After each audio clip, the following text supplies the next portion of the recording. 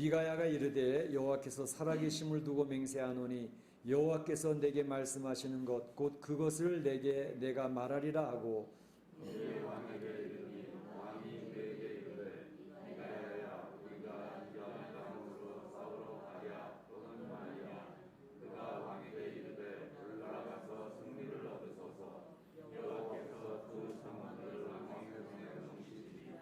왕이 그에게 이르되 내가 몇 번이나 내게 맹세하여 하여야 내가 여호와 이름으로 진실한 것으로만 내게 말하겠느냐.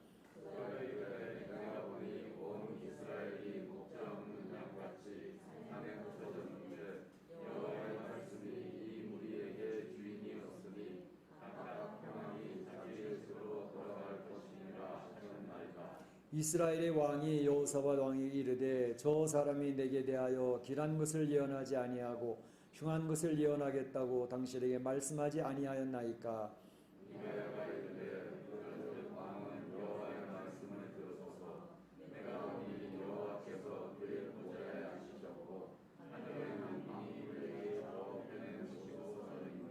여호와께서 말씀하시기를 누가 아합을 꾀어 그를 길랏 아못에 올라가서 죽게 할꼬 하시니 하나는 이렇게 하겠다 하고 또 하나는 저렇게 하겠다 하였는데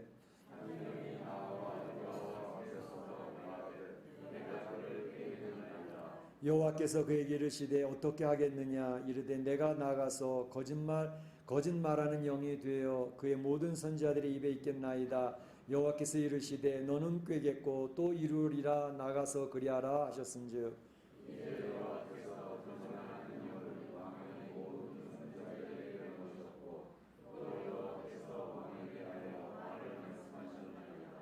그가 나의 아들 시드기야가 가까이 와서 미가야의 뺨을 치며 이르되 여호와의 영이 나를 떠나 어디로 가서 내게 말씀하시더냐.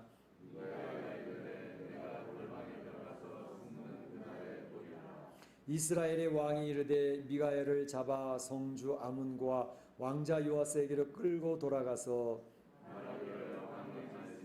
이놈을 옥에 가두고 내가 평안히 돌아올 때까지 고생의 떡과 고생의 물을 먹이라 하였다 하라. 아멘. 예, 현 시대는 진실과 거짓을 분별하기 아주 곤란한 그러한 시대라고 말할 수가 있습니다. 특별히 영적 가치관의 전쟁이 치열하게 벌어지는 그러한 시대인 것을 우리는 발견할 수가 있습니다. 요즘에 이제 미국과 중국이 전쟁을 하고 있다고 그러지 않습니까? 미국과 중국의 전쟁, 총칼 들고 무기를, 대포를 쓰고 하는 그런 전쟁은 아닌데 보이지 않는 치열한 전쟁이 지금 벌어지고 있습니다. 곧 하나님이 있다고 하고 성경적인 가치관을 가지고 자유민주주의의 선두주자가 되었던 미국. 그런가 하면 하나님이 있긴 뭐가 있냐? 하나님, 신이라는 것은 없다.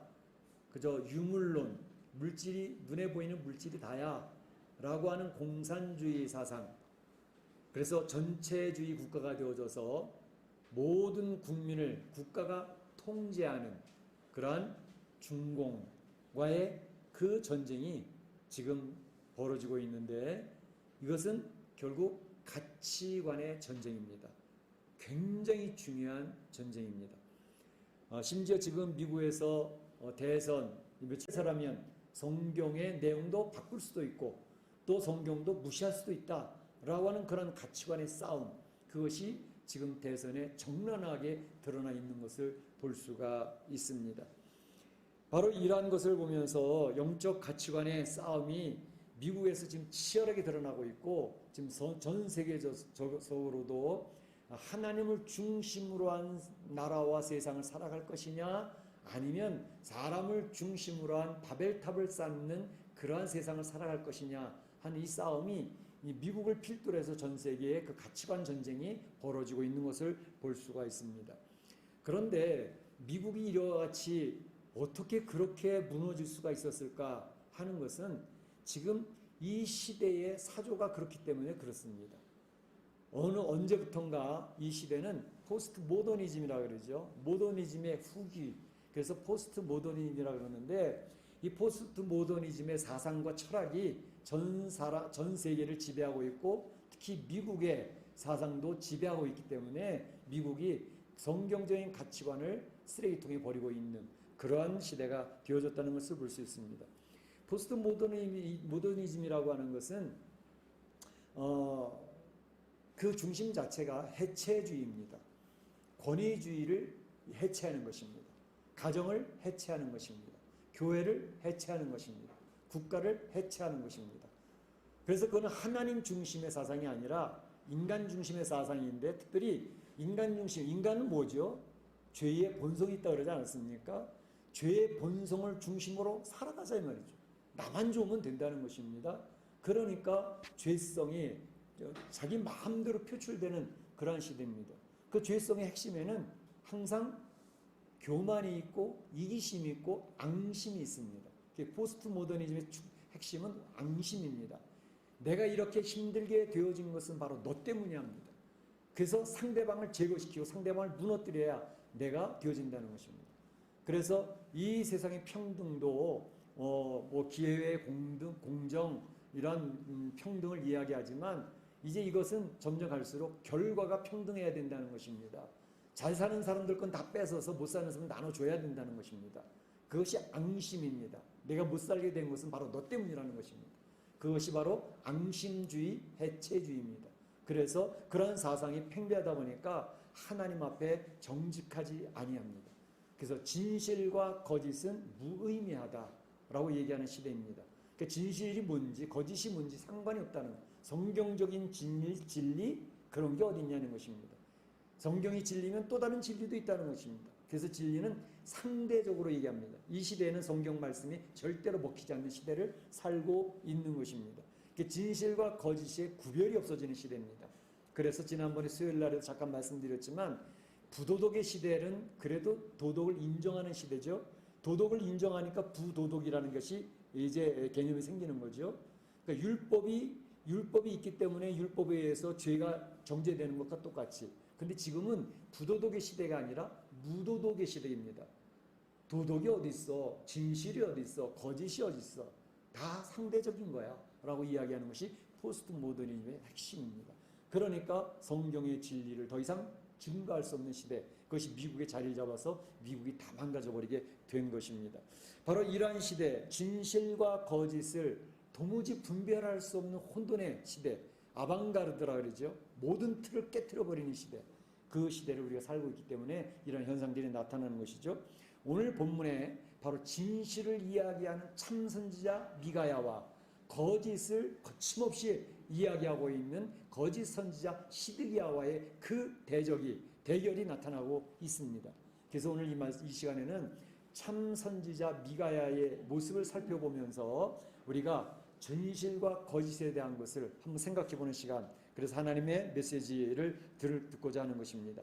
먼저 미가야 선지자의 등장 배경에 대해서 한번 살펴보겠고요. 두 번째로는 미가야가 예언한 내용을 살펴보겠고, 세 번째는 미가야가 예언한 내용에 대한 반응에 대해서 살펴보면서 세 가지로 나눠 생각해 보고자 합니다. 먼저 미가야가 이제 등장하게 됐던 이유가 있습니다. 그것은 뭐냐 하면 유다의 왕 여호사밧 왕, 북쪽의 이스라엘은 아합 왕 때였습니다.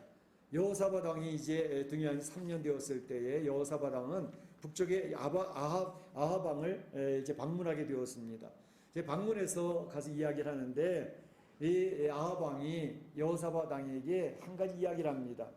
조상 쪽부터 우리 땅이고 저 베네가시 다시 돌려준다 그랬는데 안 돌려줬으니 가서 빼앗아 와야 되겠다라고 그렇게 여호사밧 왕한테 이야기를 하는 거죠. 그랬더니 이 아합 왕이 얘기하니까 여호사밧 왕은 그래요?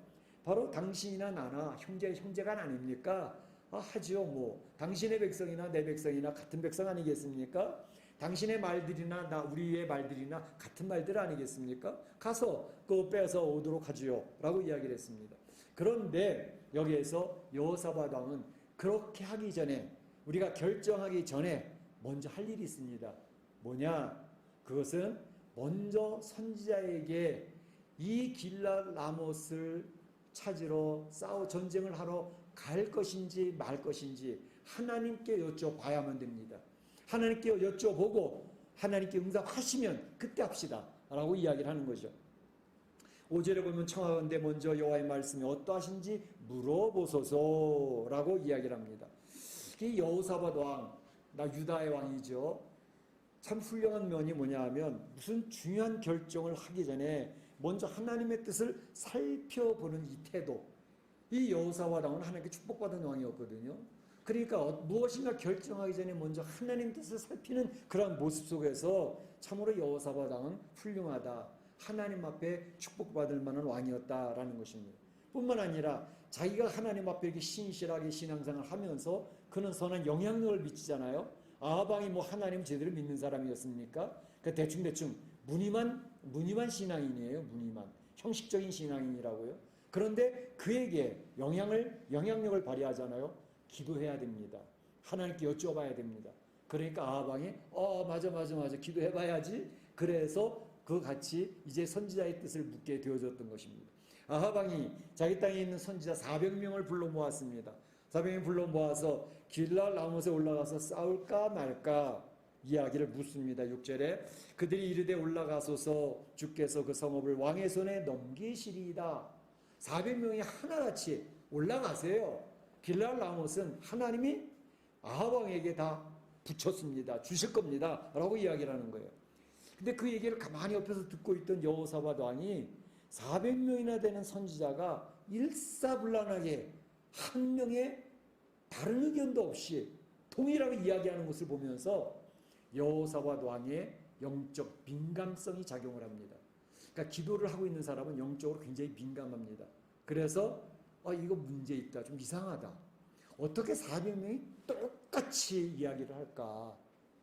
그래서 영적 민감성이 있는 여호사밧 왕은 아합 왕이요, 이거 좀 이상합니다.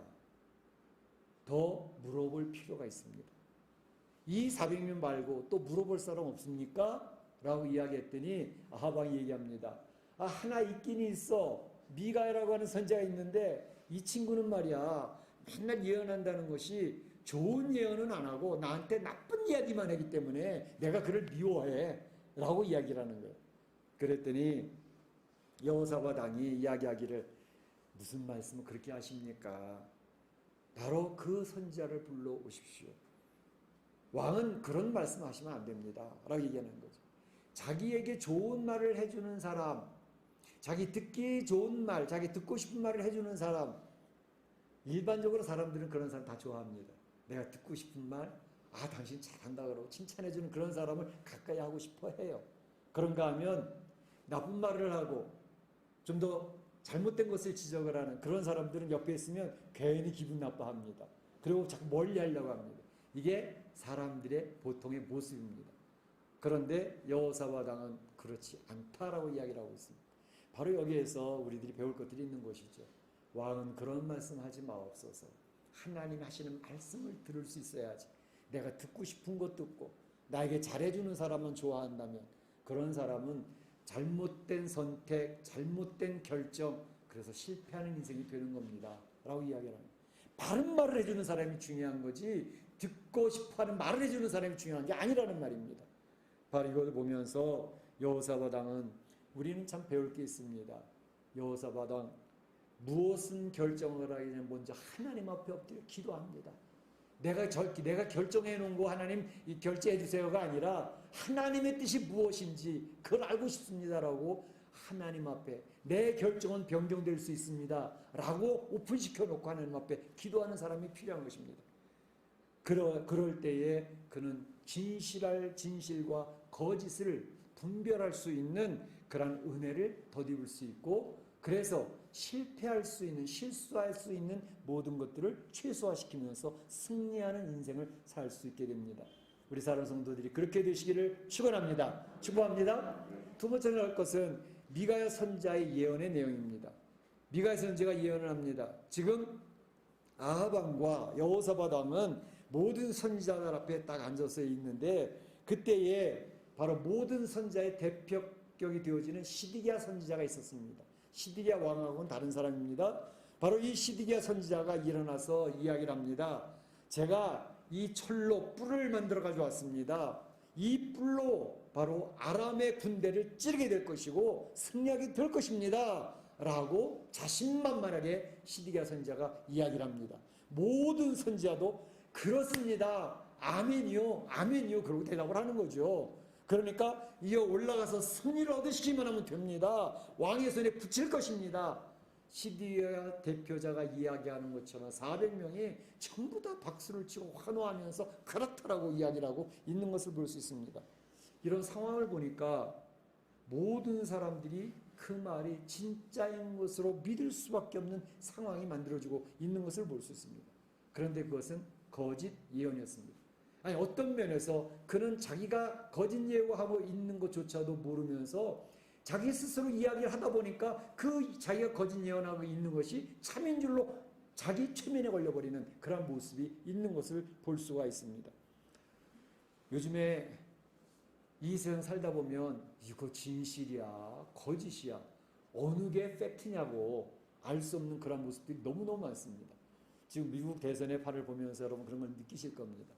미국의 주류 언론, 소위 말하는 주류 언론들이 있습니다. 이를테면 뉴욕 타임스, NYT, 그리고 또 워싱턴 포스트, 그리고 LA 타임스, 그리고 또 뉴스 채널 CNN, 그리고 ABC, CBS, 그리고 또 MBC. 이게 메인 채널입니다. 미국의 주류 언론입니다. 거기서는 한결같이 똑같이 이야기를 합니다. 똑같이 이야기를 하면서 하니까 그거 듣고 있는 모든 미국 사람들이나 또 한국의 뉴스들도 그 NYT나 워싱턴 포스트를 갖다 그대로 베껴서 쓰거든요. 거기서 얘기가 그대로 이해하거든요. 저널리즘이 없어요. 평가하고 확인해보고 그렇게 쓰는 게 아니라 그대로 갖다 옮겨서 씁니다. 조중동, 조선일보, 중앙일보, 동아일보, 소위 그 옛날에 보수라고 하는 거기도 똑같이 그거 갖다 베꼈습니다. 그러니까 한국 사람들도 그거 보면서 아, 세상이 이렇게 돌아가는구나 분별을 못합니다. 어느 게 진실이고 어느 게 거짓인지 알 수가 없습니다. 근본에 이 뉴욕 타임즈는 이 멕시코의 최고 부자 카를로스 슬림이 대주주입니다. 그 사람에 의해서 움직여지고 있습니다. 워싱턴 포스트는 아마존의 창립자가 주주입니다. 그 사람에 의해서 움직여지고 있습니다. 어쨌든 이런 큰 금융가의 큰 손들이 이 언론을 다 장악하고 있기 때문에 그들이 원하는 대로 끌고 가고 있는 것입니다. 그런데 바로 이러한 것뿐만 아니라 빅텍이라 그러죠. 요즘 빅텍은 뭡니까? 페이스북, 그 다음에 트위터, 그리고 구글 이런 것들 한결같이 똑같은 말을 언어를 쏟아내고 있습니다. 그러니까 90% 이상이 똑같은 그러한 여론을 조성하고 있습니다. 그러니까 요번에 헌터 바이든이 중국 가서 350만 불 돈 받아오고 우크라이나 돈 받아오고 여기저기서 돈 받아와가지고 미국 팔아먹었잖아요. 미국의 중요한 기밀들을 다 넘겨버렸잖아요. 근데 그것을 페이스북에 올리고 트위터에 올리는 거 다 계정을 다 닫아버리고 정지시켜버리잖아요. 워싱턴, 뉴욕 포스트에 있는 거기서 그것도 5번째나 큰 신문 회사인데 거기 있는 것도 계정을 닫아버리고 대통령 비서실 대변인이 이야기한 계정도 닫아버리고 그렇게 하니까 국민들이 알아들을 수가 없는 거예요. 양쪽 면을 들을 수가 없으니까. 그러니까 한쪽으로 흘러가니까 아 이게 맞는 거구나. 이게 진실이구나. 이렇게 되어지는 시대를 살고 있습니다. 이것은 중국도 똑같고 미국도 똑같고 한국도 똑같습니다. 그러니까 언론을 완전히 장악을 해버리니까 듣는 사람은 아 그게 맞는 말이구나. 그러니까 진실과 거짓을 절대 분별할 수가 없는 상황이 되어지는 것입니다. 그러니까 이러한 것을 잘 분별할 수 있는 그런 분별력을 가질 필요가 있는 것이죠. 그래서 바로 이 당시에도 이러한 이사야가 동원한 400명의 선지자가 맞습니다. 올라가서 이깁니다. 라고 얘기를 하니까 아 맞아 오늘 가야지 이렇게 생각을 했던 겁니다. 그러면서 이제 미가야를 부르러 간 사신이 있지 않습니까? 미가야를 부르러 간 사신에게 이제 보냈는데 미가야를 부르러 간 사신은 이제 알아서 움직여주는 거죠. 아하방의 마음에 들게 이세벨이 마음에 들게 움직였던 것처럼 말아서 움직이는 거죠. 이 미가야를 만나서 얘기하기를 지금 400명이나 되는 선지자들이 길라람 올라가서 승리를 얻으라고 이야기를 하고 있는데 미가야 당신도 올라가서 아하방한테 얘기할 때는 그저 승리할 테니까 올라가시라고 이렇게 얘기를 좀 해주시면 좋겠습니다. 이렇게 얘기를 하는 거죠. 그러니까 알아서 이 부패한 권력이나 부패한 정부 옆에는 항상 알아서 움직이는 권력자들이 있습니다. 그래서 점점 부패해지는 겁니다. 바른 말을 해주는 사람이 사라지기 때문에 들을 수가 없는 겁니다. 자기가 잘못하고 있는 건지 잘하고 있는지 알 수가 없으니까 그런 것 때문에 망하는 겁니다. 바로 그렇게 그들이 권력자의 눈치를 보면서 제 권세를 사용하는 사람들이 있으니까 마치 이세벨이 보냈을 때 나봇을 죽였던 사람들이 누굽니까? 나봇을 잘 알고 있었던 그 동네의 장로들입니다. 그 동네의 권세자들입니다. 그 동네 가짜 증인들을 세워가지고 나봇을 쳐 죽여버리지 않습니까? 그리고 나봇의 포도원을 빼앗지 않습니까? 알아서 기는 겁니다. 알아서. 그러니까 그 권력이 부패하고 망가져버리고 결국 뒤집어지는 것입니다. 그러니까 이 세상의 그 흐름, 패러다임이 다 그렇습니다. 그러니까 그것을 잘 볼 줄 아는 눈이 있어야 이거는 이 정부는 망하겠구나. 이 권세는 무너지겠구나. 시진핑이 무너지는 이유도 그게 보이는 겁니다. 그러니까 이런 것들을 잘 분별할 수 있는 눈이 보여지게 되어지는데 이제 미가 선지자는 겁니다. 나야 뭐 하나님이 주시는 말씀 다 선포할 것이지. 니네들이 하라는 대로 하냐 내가. 그러고 이제 갑니다. 그런데 실상 아합 왕 앞에 왔을 때 미가 선지자는 그래 내가 이 길르앗 라못을 올라갈까 말까. 저 400명의 선지자는 다 올라가라 그러는데 너는 어떻게 생각하니? 그랬더니 미가 선지자 얘기합니다. 그러세요. 아합 왕 당신이 길르앗 라못에 올라가서 치시면 됩니다. 뭐 승리하게 하시겠죠 뭐. 이렇게 얘기를 하는데 아합 왕이 하기를 뭐야 미가야도 똑같잖아 라고 이야기를 하면서 이게 도대체 어떻게 된 거야. 그런데 아합 왕은 눈치는 백단입니다. 이 리더들은 잘못하고 있어도 눈치는 빠르거든요. 근데 눈치가 백단이니까 지금 미가 선지자가 이야기하는 게 진실이 아니라 빈정되고 있다는 사실을 눈빛으로 금세 알아듣는 거죠. 그래서 야 내가 너한테 어떻게 해야 네가 진실을 말하겠니? 진실을 알려줘 라고 이야기를 하니까 뭐라고 얘기합니까? 미가 선지자가 그렇게 진실을 알고 싶으십니까? 거짓으로 만족하지 않습니까? 그렇다면 제가 진실을 말씀드리죠. 하나님께서 이렇게 얘기하십니다. 거기에 보게 되면 17절에 내가 보니 온 이스라엘이 목자 없는 양같이 산에 흩어졌는데 주인이 없으니 각각 평안히 자기 집으로 돌아갈 것이라 하셨나이다. 이게 온 이스라엘 길르앗 라못을 치러 갔던 모든 군사들을 얘기합니다. 목자 없는 양같이 흩어져 버린다는 것이죠. 근데 주인이 없으니까 그 군사들은 각각 평안히 자기 집으로 돌아가게 될 것입니다. 무슨 말이냐면 그 전쟁에 올라가면 목자 없는 양 곧 아합 왕 당신은 죽을 것입니다. 나머지 군사들은 흩어지게 되는데 각각 평안히 자기 집으로 돌아가게 될 것입니다. 왕 당신만 죽어요. 그렇게 이야기를 하는 것입니다. 그러니까 아합 왕이 금세 그걸 알아차렸습니다. 보세요 여호사밧 왕이요 내가 이야기하지 않았습니까? 저놈은 항상 나한테 나쁜 것만 얘기하고 흉한 것만 이야기한다니까요. 내 말이 맞잖아요. 그리고 막 울그락불그락 하고 있는 것입니다. 그럴 때에 미가 선지자가 자기가 왜 그런 말씀을 이야기하는지 자초지종을 쭉 설명을 합니다. 하나님께서 저에게 이런 것을 보여주셨습니다. 하늘 보좌에 하나님과 그 많은 섬기는 자들이 있었는데 내가 어떻게 해서 어떻게 아합을 꾀어서 아합이 길랏 라못에 올라가서 죽게 할꼬라고 하나님이 던지시는 말씀이 있습니다. 그때 거기 섬기는 많은 천사들이 제가 가겠습니다. 제가 거짓의 영을 선지자들에게 집어넣겠습니다. 그랬더니 하나님이 그래 그렇게 해라. 가서 그 말을 이루라. 그렇게 해서 거짓의 영이 선지자에게 시드기야를 비롯한 400명의 선지자에게 다 들어가서 거짓의 말을 선포하고 있었다는 것을 설명하고 있는 것을 볼 수가 있습니다. 그래서 그런 자초지종을 설명을 하게 되는데 바로 이런 얘기를 들으면서 이제 진실이 뭔지 거짓이 뭔지가 하나님 앞에서 확실하게 드러나지 않습니까? 참됨과 거짓 이것은요 이 시대가 지금 혼돈스러운 우리가 아방가르드 이 포스트 모더니즘 진실이 뭔지 거짓이 뭔지 어느 게 진리고 무엇이 가짜인지 알 수 없는 시대를 살아가지만 하나님께서는 분명히 진실과 거짓을 구별해 주신다고 하는 사실입니다. 믿으십니까? 확신하십니까? 그렇기 때문에 우리 사랑하는 성도들은 이 혼돈시대의 시대를 살아간다 할지라도 영적 가치관의 전쟁의 시대를 살아간다 할지라도 절대로 흔들림이 없이 주의 말씀을 근거로 해서 이 시대를 분별력을 가지고 살아가야 되겠다 하는 것입니다. 그렇게 되시기를 축원합니다. 마지막으로 살펴본 것은 미가 선지자가 이런 참된 예언을 선포했잖아요. 근데 그 반응을 어떻게 보였느냐 하는 것입니다. 먼저는 시드기야의 반응입니다. 거짓 선지자 시드기야 반응. 시드기야 가까이 와서 미가야 뺨을 후려칩니다. 쫙! 미가야는 뺨을 한 대 맞고 와이쿠 나가 떨어질 정도로 뺨을 맞습니다. 그러면서 하는 말이 여호와의 영이 나를 떠나 어디로 가서 네게 말씀하시더냐라고 얘기해요. 여호와의 영이 나를 떠났단 말이야? 그리고 너한테 얘기했단 말이야? 그 얘기합니다.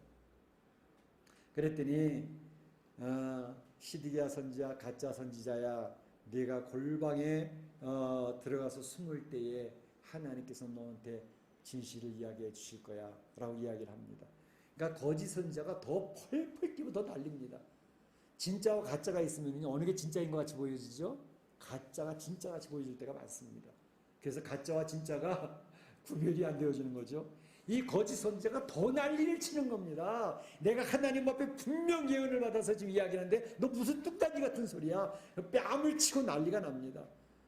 거짓 영에 사로잡힌 것 자체도 모르고 있습니다. 여러분이 예레미야서를 교회 카톡방에 쭉 보셨지만 예레미야서 28장에 오게 되면 예레미야가 이 유다가 멍에를 메게 될 것이다 해서 멍에를 메고 가는데 그 가짜 선지자 하나냐가 예레미야의 목에서 멍에를 빼앗아 부러뜨려 버리지 않습니까?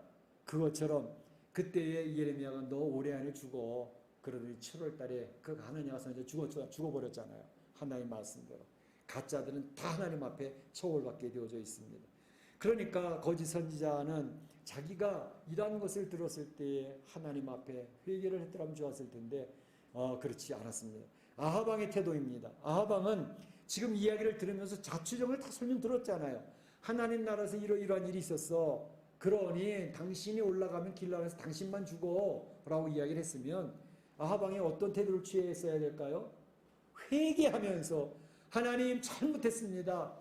제가 하나님 뜻을 몰랐습니다. 그 전쟁을 포기하고 길라를 안 올라갔으면 안 죽었죠. 근데 망하는 사람들의 특징이 있습니다. 망하는 사람은 절대로 회개를 하지 않습니다. 그래서 망하는 겁니다. 절대로 해결하지 않습니다. 오히려 더욱더 고집스러워집니다. 보기가 흉할 정도로 고집스러워집니다. 그래서 스스로 멸망을 자초하게 됩니다. 망하는 사람들의 특징입니다. 하나님의 뜻을 알려줘도 깨달았어도 알았어도 돌이키질 않아요. 시드기야 왕을 보세요. 유다가 망할 때 시드기야 왕 예레미야한테 알려달라 그래서 예레미야가 알려주잖아요.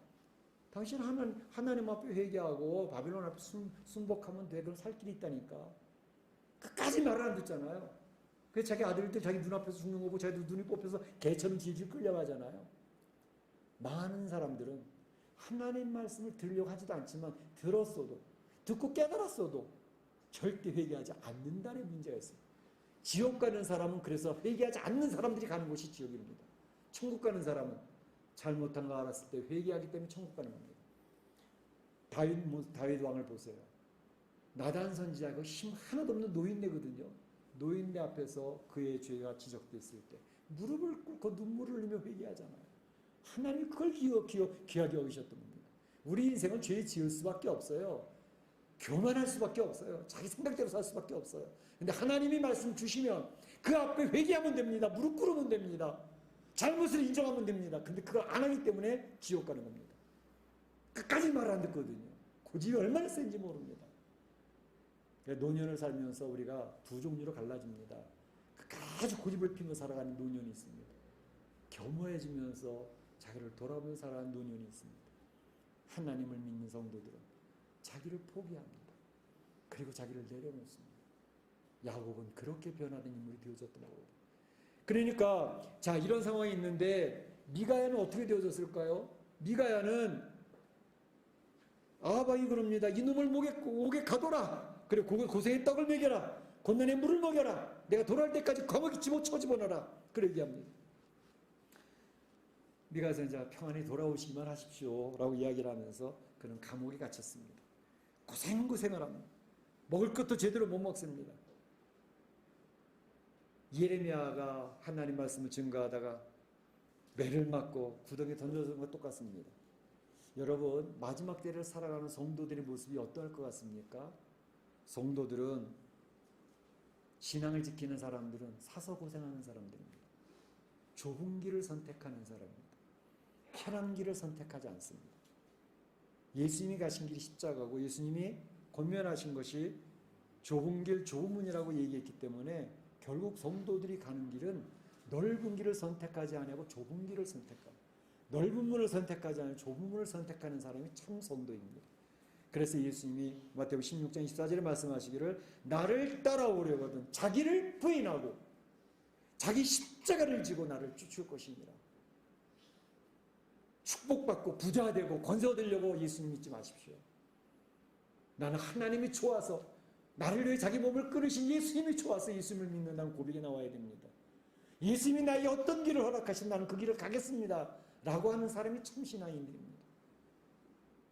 많은 경우에 성도들이 하나님의 축복을 받아서 이 세상 편안하게 잘 살아요. 대부분 그렇습니다. 그러나 때로는 어려움의 시대에 사서 고생을 해야 되고 고난을 택해야 되는 사람들이 참 성도의 경우가 되는 것입니다.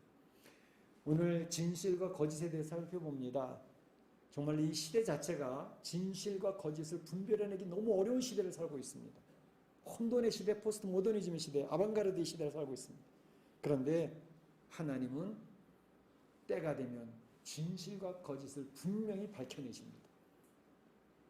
오늘 미가야 선지자가 그 힘들고 어려운 상황에서도 진실의 그 길을 걸어가서 그가 좁은 길 십자가를 걸어갔던 것처럼 우리가 마지막 때를 살면서 고생과 고난 이것이 있겠지만 묵묵히 이겨내면서 승리로 하나님께 영광을 돌리며 승리자가 되시는 성도들이 되시기를 주님의 이름으로 축원합니다. 축복합니다. 네, 아주 기도하시겠습니다. 오늘 말씀을 기억하고 기도하실 수 있기를 바랍니다. 사랑의 하나님 감사합니다. 오늘 진실과 거짓에 대해서 살펴봤습니다. 이 시대가 무엇이 진실고 무엇이 거짓이 분별하기 어려운 시대를 살고 있습니다. 하나님 이 시대에 저에게 분별력을 허락하여 주시옵소서. 주의 말씀을 가까이 하게 하시고 기도하며 분별력 얻을 수 있게 하여 주시고 하나님 미가야 선지자가 그 어려운 길이라 할지라도 그 좁은 길을 택하고 십자가를 택했던 것처럼 그 길을 걸어갈 수 있게 하여 주옵소서. 거짓에 속지 않게 하여 주옵소서. 잘못을 깨닫게 되었을 때 회개하고 다윗처럼 주 앞에 무릎 꿇고 눈물을 흘리게 하옵소서. 감사하고 예수님의 이름으로 기도하옵나이다. 다 일어나셔서